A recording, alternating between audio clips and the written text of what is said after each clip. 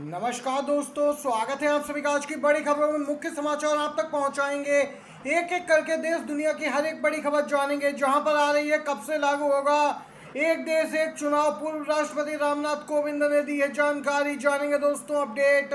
हरियाणा चुनाव को लेकर कांग्रेस सजग। यहाँ पे दोस्तों वोटिंग से पहले कांग्रेस कार्यकर्ता अलर्ट मोड पे। स्ट्रांग रूम के आसपास कांग्रेस कार्यकर्ता निगरानी में लगे। दोस्तों बड़ी गड़बड़ी की आशंका। एक ताजा अपडेट आ रही है। तमाम एग्जिट पोल कांग्रेस की सरकार बांधते दिखाई दे रहे हैं और यहाँ पे अनुमान है कि कांग्रेस जीत हासिल कर लेगी, क्योंकि जिस प्रकार से बीजेपी ने चुनाव के अंतिम चरण में अपने पांव पीछे खींचे, उससे स्पष्ट हो जाता है कि कुछ गड़बड़ी जरूर हुई है बीजेपी से। इसीलिए पीएम मोदी और गृह मंत्री अमित शाह ने इतनी दिलचस्पी अंतिम दिनों में यहाँ पे चुनाव के दौरान नहीं दिखाई। चुनाव के यहाँ पर दोस्तों जो ताजा अपडेट आई है उसके अनुसार बड़ी गड़बड़ी की आशंका है।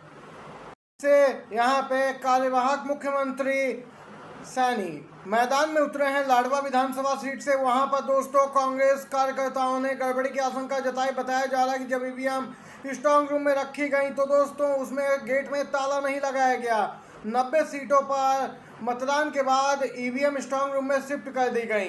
कांग्रेस तभी से सजग है। आपको बताते चले, स्ट्रांग रूम के बाहर टेंट लगाकर लाडवा से कांग्रेस उम्मीदवार मेवा सिंह के समर्थक बैठ गए हैं। उन्होंने ईवीएम मशीनों में गड़बड़ी करने की आशंका जताई कि बीजेपी चुनाव हार रही है और मुख्यमंत्री सैनी अपनी सीट जीतने के लिए कुछ भी कर सकते हैं। शासन प्रशासन का इस्तेमाल हो सकता है।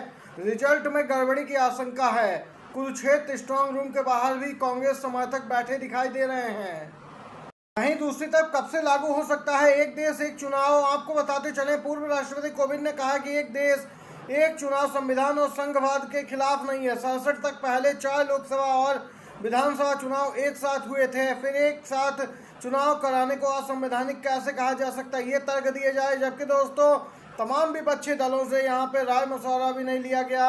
उनकी यहाँ पे प्रतिक्रिया आई है कि एक देश एक चुनाव का वह पुरजोर तरीके से विरोध करते हैं। यहाँ तक कि दोस्तों एनडीए की मुख्य सहयोगी पार्टी टीडीपी, उसने भी अपनी प्रतिक्रिया स्पष्ट नहीं की। हाँ या ना में किसी तरह फिलहाल जवाब नहीं दिया टीडीपी ने। लेकिन पूर्व राष्ट्रपति कोविंद ने कहा कि जल्द ही इसे लागू करना चाहिए। दोस्तों इसके लिए कई अहम संविधान संशोधन भी सरकार को करने पड़ेंगे। कई शक्तियां राज्यों से छीनकर केंद्र के पास जा सकती हैं। ये ताजा अपडेट निकल के आई है दोस्तों। तो दूसरी तरफ महाराष्ट्र में शिंदे गुट को झटका लगा। महाराष्ट्र में विधानसभा चुनाव होने वाले दोस्तों। दीपेश महात्रे समेत 7 पूर्व पार्षदों ने थामा उद्धव ठाकरे का हाथ। महाराष्ट्र में विधानसभा चुनाव से पहले शिवसेना एकनाथ शिंदे गुट को बड़ा झटका लगा। कल्याण डोंबिवली से शिंदे गुट के कई नेताओं ने उद्धव ठाकरे का हाथ थाम लिया है। जी हाँ दोस्तों, आपको बताते चले, ये सभी जब यहाँ पे बगावत हुई थी तो शिंदे गुट के साथ जाकर मिल गए थे। उद्धव ठाकरे का साथ छोड़ दिया था। लेकिन जो हासिल महायुति का लोकसभा चुनाव के दौरान देखने को मिला, इन नेताओं को अपने राजनीतिक भविष्य की काफी चिंता होने लगी। चिंता इस कदर थी कि विधानसभा चुनाव से ठीक पहले इन्होंने पाला बदलना उचित समझा। दोस्तों आपको बताते चलें, कुछ दिन पहले ही शिंदे गुट के विधायक और मंत्री में भी विवाद हुआ था और यहाँ पे कई शिंदे गुट के मंत्री और विधायक नाराज चल रहे हैं। माना जा रहा है कि उद्धव ठाकरे की ओर वह भी रुख कर सकते हैं। अभी पार्षदों ने फिलहाल बड़ा झटका दिया है शिंदे गुट को। तो दूसरी तरफ हरियाणा और जम्मू कश्मीर विधानसभा चुनाव के नतीजे क्या होंगे, यह तो कल पता चल जाएगा दोस्तों, 8 अक्टूबर को जब नतीजे आएंगे। लेकिन इससे पहले एग्जिट पोलों के नतीजों में लगभग सभी राज्यों में जिनमें चुनाव हुए, हरियाणा जम्मू कश्मीर कांग्रेस को जीतता हुआ दिखा रहे हैं।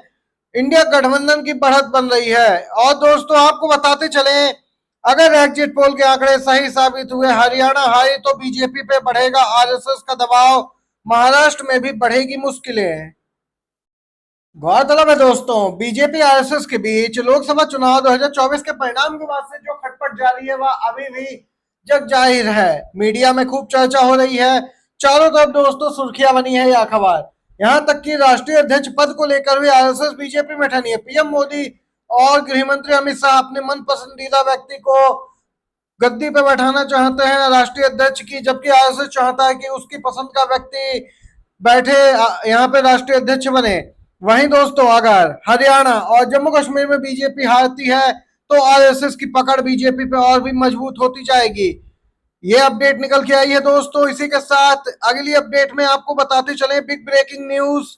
हरियाणा जम्मू कश्मीर के एग्जिट पोल के बाद आम आदमी पार्टी तो दोस्तों हमलावर है ही बीजेपी पर। भले ही इंडिया गठबंधन के तहत चुनावी मैदान में हरियाणा में आप पार्टी ना उतरी हो, लेकिन दोस्तों आपने यहाँ पे अब बीजेपी को एक और खुली चुनौती दी। 22 राज्यों में बिजली मुफ्त करो, मैं आपका प्रचार करूंगा। केजरीवाल ने बीजेपी को खुली चुनौती दी। आम आदमी पार्टी के राष्ट्रीय संयोजक पूर्व मुख्यमंत्री केजरीवाल ने छत्रसाल स्टेडियम में जनता की अदालत को संबोधित किया।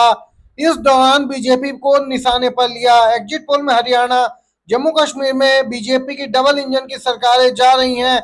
अब देश के अंदर डबल इंजन फेल हो गया है। एक इंजन तो जून में ही खराब हो गया था जब 240 सीटें आई। पूरे देश से इनकी सरकारें जा रही हैं। केजरीवाल ने कहा कि लोगों को समझ में आ गया कि डबल इंजन की सरकार मतलब महंगाई, भ्रष्टाचार और बेरोजगार है। यहाँ पे दोस्तों आम आदमी पार्टी के प्रमुख अरविंद केजरीवाल ने तो बीजेपी को चुनौती दी। उन्होंने कहा कि 22 राज्यों में बीजेपी की सरकार है और 22 राज्यों में बिजली फ्री करके दिखाएं, मैं इनका खुद प्रचार करूंगा। तो दूसरी तरफ दोस्तों एक अपडेट आ रही है अभी अभी निकल के। आम आदमी पार्टी सांसद संजीव अरोड़ा के घर ईडी की छापेमारी। जी हाँ दोस्तों, आपको बताते चले आम आदमी पार्टी ने इस पूरे मामले को लेकर पीएम मोदी पर हमला बोला। आरोप लगाया कि केंद्र की एजेंसियां लगातार फर्जी केस बनाने में लगी हुई हैं। संजीव अरोड़ा ने ईडी की छापेमारी को लेकर कहा कि मैं कानून का पालन करने वाला नागरिक हूं। दोस्तों आपको बताते चले ईडी सीबीआई लगातार मुख्य तौर पे विपक्षी नेताओं को निशाने पे ले रही है। अभी तक हौसला तोड़ने की बात थी। दिल्ली के डिप्टी सीएम को गिरफ्तार किया गया, संजय सिंह को, सीएम केजरीवाल को भी, और बाद में उन्होंने अपना मुख्यमंत्री पद भी छोड़ दिया दोस्तों। यहां तक कि पूर्व सीएम केजरीवाल ने दोस्तों चुनौती तक दे डाली बीजेपी को कि महाराष्ट्र, झारखंड के साथ ही दिल्ली में विधानसभा चुनाव कराओ, हिम्मत है तो, और हार बीजेपी की तय है इन राज्यों में। ये बात भी अरविंद केजरीवाल की ओर से कही गई और जिसके बाद दोस्तों प्रतिक्रिया के रूप में माना जा रहा है इस ईडी की कार्रवाई को। आप सांसद संजीव अरोड़ा के घर ईडी की रेड पड़ी है।